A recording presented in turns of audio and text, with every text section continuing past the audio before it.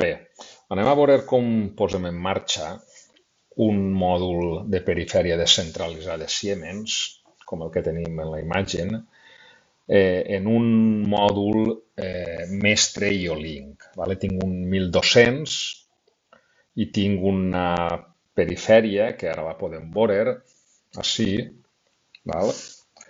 Té un mòdul d'entrades, un mòdul d'eixides i un mòdul mestre IO-Link. Al mòdul mestre IO-Link li ha connectat un detector IO-Link capacitiu i una baliza IO-Link. Molt bé. Bueno, si accedim a la configuració de la perifèria, val? Bueno, no vaig explicar com configurar-ho perquè és molt senzill. Des del catàleg de hardware seleccionem tot el material i no, sense problema ho col·loquem. Molt important tindre en compte si les bases són bases clares o bases oscures. Val? I després col·locar el primer mòdul que tenim és una DI de 8 entrades, el segon és un mòdul d'eixides de 8 i el tercer és el mòdul mestre IO-Link, que té 4 canals. Bé, per a configurar això ho podríem fer parametritzant-ho, però en principi tots els paràmetres no toquem res, val? No toquem ningú paràmetre, està tot per defecte i tot funciona bé. Val. Per a configurar això el que dia, podem parametritzar-ho a través d'ací, però el millor és entrar en un software que té addicional Siemens que ara veurem. Bueno, volia comentar també el mòdul d'entrades el tinc en el canal 34, el mòdul d'eixides me l'ha ficat en el canal 36 i entrem així. Vale? Bueno, el que dic, per configurar això entrem en el botó dret i arrenquem el Device Tool, l'ST-PCT. Arrenquem així.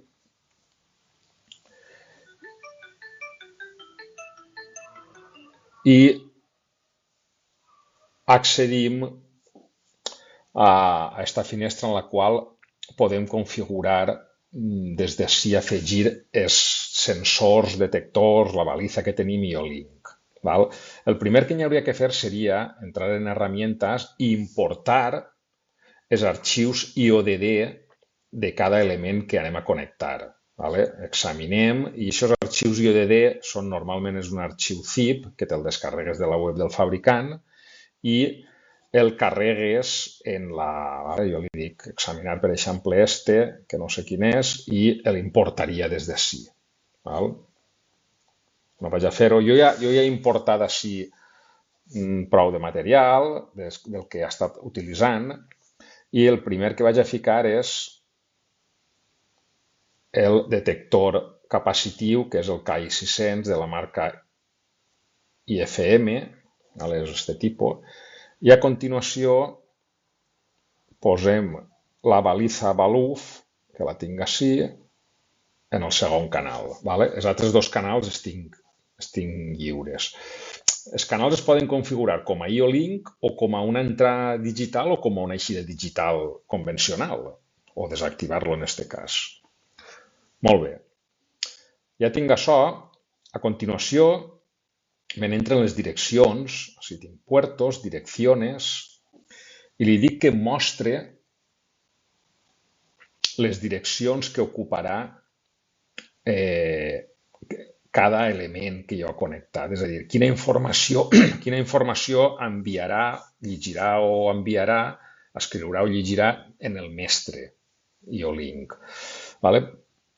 Fixem, per fer això és interessant anar-se'n a la informació que ens dona el fabricant respecte a quina informació subministra, en aquest cas, el detector capacitiu. El detector capacitiu ens dona 16 bits d'informació, 2 bytes, en els quals tot el que tenim així en roig, el PDV1, és un valor de 0 a 10.000, que seria la distància, i el primer bit d'estos 16 bytes, d'estos 16 bits, d'estos 2 bytes, el primer bit ens diu si el detector està detectant o no, fals o true. Ahí tindré un fals o true i el resto serà la distància. Bueno, més que la distància és un valor entre 0 i 10.000, que ara veurem això com ho fem. Entonces, què ens diu així? Que aquesta informació ens la va donar, efectivament, el port d'1, que és on tenim el detector capacitiu, tenim una longitud de 16 bits, 2 bytes, des del 2.0 fins al 3.7, és a dir, els canals 2 i 3. Val? I la baliza, doncs la baliza la tinc així, vale? Mirant la informació que em dona el fabricant, la baliza només em dona una comunicació d'un byte d'eixida. Vale? El detector capacitiu em dona 2 bytes d'entrar, és una entrada estic llegint el que em dona el detector, és una entrada al mestre, IO-Link, i la baliza em dona 8 bits d'eixida, vale? 8 bits d'eixida, un byte, que el tenim així. És un byte output. I què vol dir aquest byte? Pues ara ho veurem, vol dir els 3 primers bits li puc canviar el color a la baliza, el tercer bit puc fer un blink, puc fer-lo intermitent o no, i el resto de bits, bueno, sí té un buzzer, però que buzzer la meva baliza no en té, i estos 2 bytes tampoc els utilitzaré perquè crec que no estan disponibles tampoc. Entonces, bàsicament tenim dels 8 bits que tenim del byte, només utilitzarem els 4 del 0 al 3, els bits del 0 al 3. Val? Per això és el que em diu així. Si li dic així que em cree aquesta estructura, també puc dir-li-ho, i bueno, doncs em diu que el PDV1 són el IW Word 2.3, que serien els 2 bytes en forma de paraula, són 16 bits, 2 bytes, 2.3, i el bit 3.0 és este. El bit 3.0 és el que diu ell, el BDC1, que seria aquest bit d'ahí. Aquest bit d'ahí, ell diu que és el 3.0. I després en la baliza, pues el mateix. En el QB2 tindria la informació per canviar els colors. Bueno, molt bé. Una vegada tenim això, bueno, podríem entrar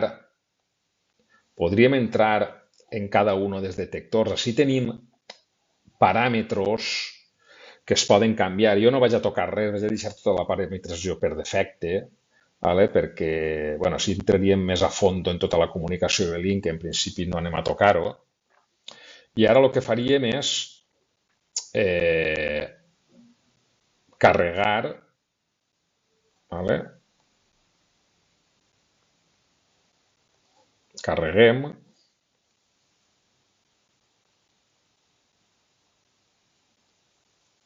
jo crec que estic descarregant, m'ha enganyat.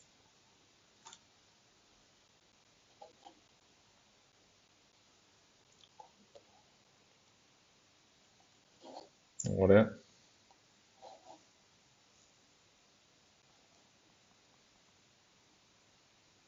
vaig a carregar, que no estic carregant bé, ara sí.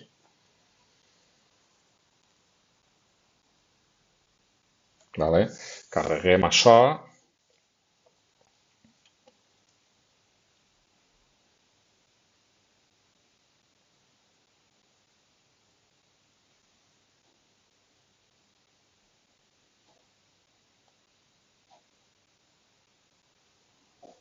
Bueno, mentre es va carregant, bueno, no podem ara fer res perquè si estic així connectat en este software.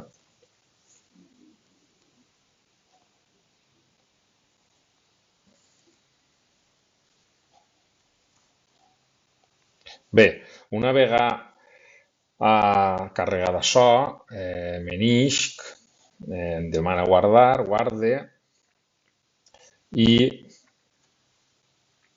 puc entrar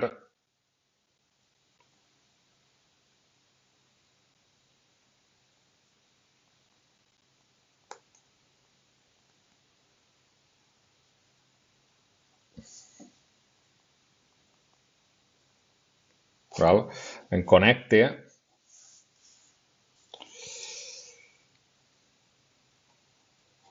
val? Veig que ho tinc tot en ordre. Ha creat una ventana d'observació per a monitoritze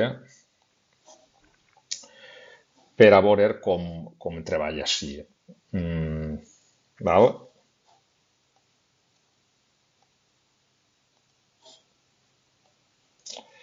Val? En este cas vaig a veure la baliza. Vale? La baliza, si li escric així un 1 i força eixe valor, veuré vale, que ha canviat a color verd. Verd per què? Perquè un 1 és green. Si li fique un 1,0 serà roig. Vale? Si li fique un 1,0, 1,0, vale? La tinc així, només se queda això, ho força i, a veure, ho ha forçat, no ho ha forçat, ho força i veig que efectivament ara és roja. D'igual manera, el detector veig que així en el IW2, que el tinc així en binari, però bueno, el que ha fet és, en el programa, fer una rotació, un desplaçament, perdó, d'un bit a la dreta. Per a què? Per a este bit menjar-me-lo i desplaçar tot això a la dreta i eliminar aquest bit. De manera que així ja tinc la distància real en mil·límetres. Si es fixem, jo estic així, si detecte, a veure si es veu bé, si detecte, ara estic detectant, veig que va canviant, va canviant conforme estic detectant, van canviant els valors. Bueno, doncs, un poc això seria com posaríem en marxa este mestre IO-Link. Recorde simplement, bueno, ho deixem així.